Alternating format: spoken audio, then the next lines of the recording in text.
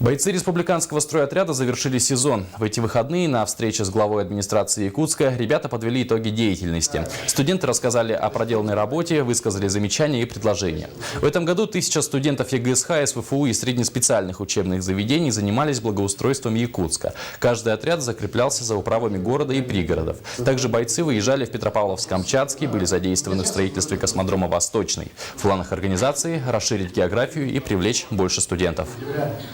Молодому человеку, студенту очной формы обучения, который свободен только на лето, очень сложно найти временную работу. В большинстве случаев ищут людей, которые трудоустраиваются на постоянное время.